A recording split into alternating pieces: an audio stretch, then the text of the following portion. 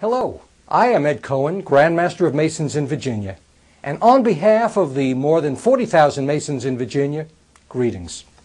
When I first heard about Freemasonry, I was curious.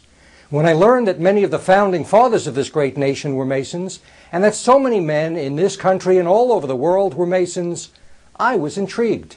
And when I found that so many good men, moral men, community-minded men that I was meeting were Masons, I was interested in learning more about Freemasonry. I did, and I liked what I found. I learned that it is a serious organization with serious purposes, composed of men I am proud to associate with, and whom my wife is proud for me to associate with too. And I was impressed by the good that Freemasonry does in the community and around the world. I like the opportunity to meet new people and make new friends, and I like the fellowship that Masons share and the fun they have. So I joined the fraternity, and it was all that I expected and more.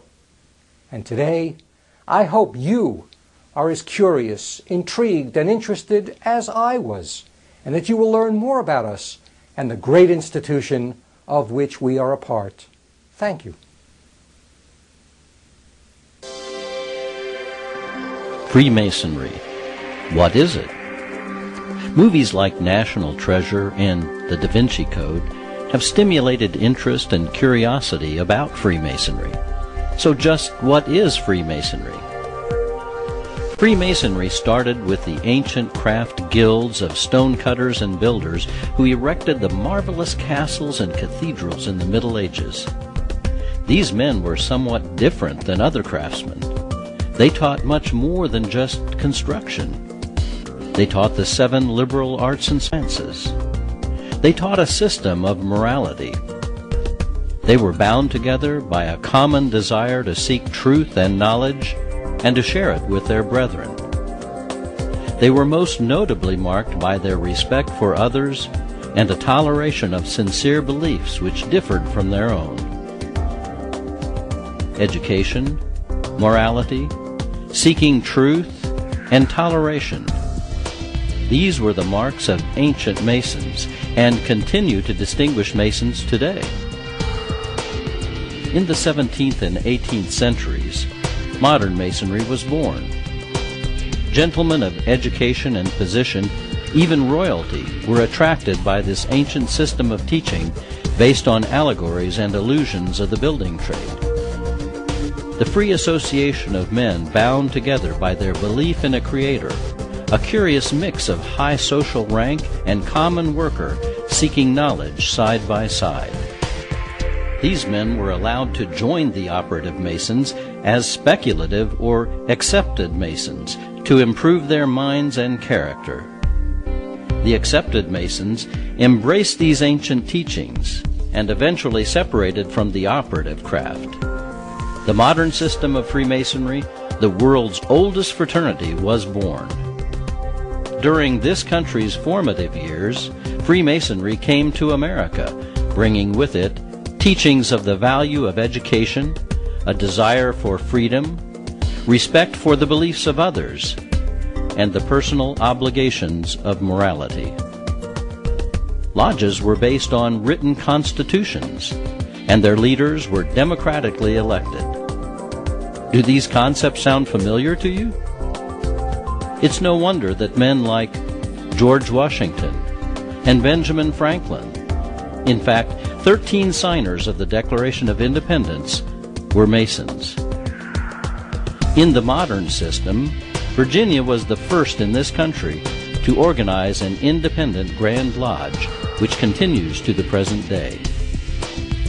The ancient teachings and methods of instruction have not changed.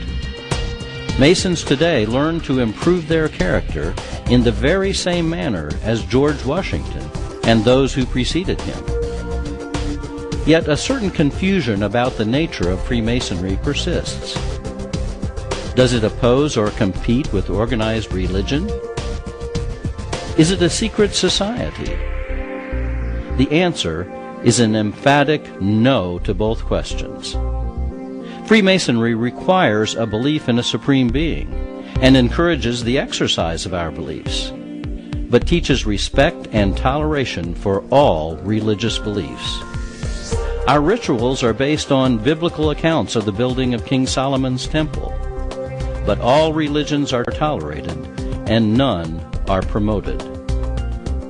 Freemasonry is not a secret society, which by definition conceals its members and meeting places. Masons proudly wear emblems and jewelry and prominently mark their meeting places. Masons do retain some secret grips, passwords, and modes of recognition which have come down to us from the ancient past. And building on these rich traditions, what do Masons do today? The answer is quite a lot. We have educational meetings for our members and social events for our families. We care for our widows and orphans and look after each other. We are men of integrity and honor on whom you can count. We are good and loyal friends, and our word is our bond. We support democratic values, freedom of expression, and religious toleration. And in a world with too much strife and divisiveness, we seek to unite men of goodwill. We are a force for good in our communities, involved in any number of charitable undertakings. We are proud to be part of an organization that cares about children, providing surgery, medical care, and treatment for children with burns and orthopedic problems, and children with language or eye disorders. Proud to be a member of an organization that cares about the elderly and supports efforts to find a cure for Alzheimer's disease and to help the families of those afflicted. And proud that Masons all over the country support homes for the aged, blood programs for the sick, and scholarships for the youth. So who is eligible to join the Freemasons?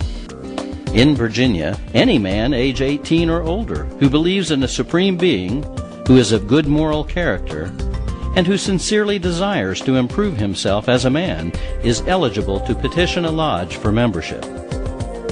You will never be asked to join a lodge, for it is considered a Masonic offense to coerce or influence the decision of another.